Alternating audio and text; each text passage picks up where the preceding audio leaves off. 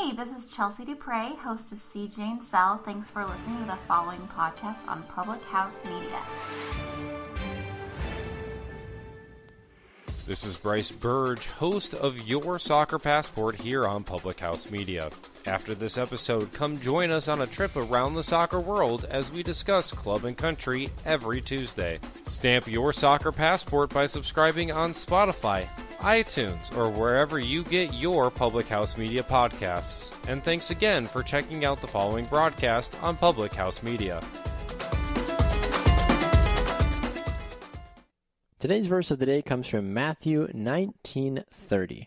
But many who are first will be last, and many who are last will be first.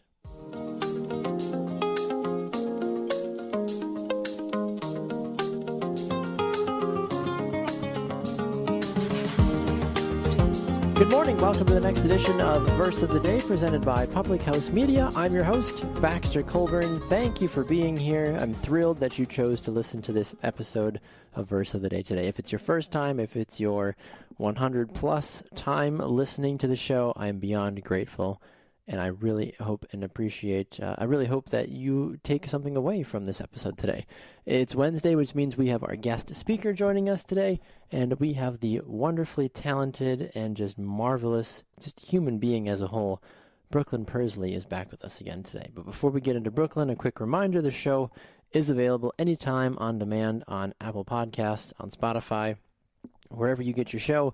You can listen to it on said favorite podcast platform. Also, a big thank you to Mana Vision Media for syndicating today's episode on Mana FM in Budapest, Hungary. If you've not checked out their station or their website yet, go do so. I promise you will not be disappointed.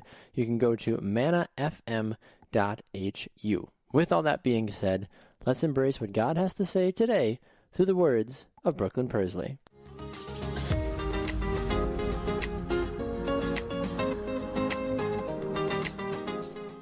Jesus says these words while talking to his disciples regarding the context of his encounter with a rich young ruler of the time. The young ruler had so much money, which translated into an ultimate sense of security and comfort. And when posed with the question of whether or not he could forfeit his wealth, comfort, and security to live like the disciples and follow Jesus around, he was completely unwilling to do so. It's important to note, though, in this passage, that Jesus was not saying that we all have to live the exact type of life that the disciples did by selling all of your possessions and traveling around the world, preaching the gospel. We do not all have to necessarily be poor to enter heaven, and there's also no amount of work or a checklist to fill out and get notarized before being granted eternal salvation. We know that salvation is a free gift, that we are saved by grace through faith. Jesus did pose this question, though, to the wealthy young ruler to expose the detrimental effect that a love for money can have on one's desire for eternal salvation. So this is a hypothetical story. So picture this. Let's say I'm a good Christian lady with a good upbringing, great parents. I have a rock solid spiritual life. I graduated school, decided to start my own business, which is never easy, ever, by the way. So I definitely say that I had a strong prayer life with a heavy reliance on my Father in heaven because I didn't know whether or not the bills would be met most months. So years go by, same story, different day. I'm doing daily devotionals, praying nonstop. Business is not doing amazing, but by the grace of God, we're able to pay those bills, and I'm so thankful for God's provision.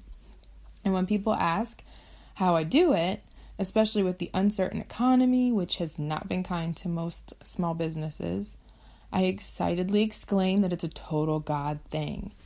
He's the only reason that the doors stay open and the lights are still on. Then suddenly, an explosion of success befalls my once small business. Things really take off, Fortune 500 status, and or think about like NBC Shark Tank shark level. Then people start to wonder what my secret is and come to me for advice. My audience grows, I write a New York Times bestseller, become a top motivational speaker, you get the picture. I am on the mountain of success. But my answer to the question, how do you do it, changes. In a myriad of different ways, I explain what I've done to garner so much success. What did I do to start my business? What does my morning routine entail? down to seemingly insignificant details such as, what do I eat for breakfast every day? I live stream about myself on Instagram every day. More exposure is better for the business, right? But one common piece missing in each of the live streams and interview responses is the reliance that I had on God. My absolute faith and trust in Him that if I were doing the work and remaining within His will, He would bless my business during those foundational and gut-wrenching years. The instant He rewarded me with success was that same instant that I turned it into my own self-reliant success story, instead of using my story for His glory. So this scenario is hypothetical, but we see this play out all the time with celebrities, athletes, authors, CEOs, popular religious leaders, whoever, the so-called firsts in the world, the ones killing the game of life, absolutely killing it in regard to success, fame, and money. But I'm interested, though, in after achieving so much success, if those individuals were to be gut-level honest about where their reliance on God is evident in their lives, and I'd want to know what they would conclude. Now, luckily, there are some well-known people who are humble and give all of the glory to God in all that they do. And oftentimes, that humble transparency may actually bump them down a few pegs toward the last spot on the list of the beloved, rich, and famous.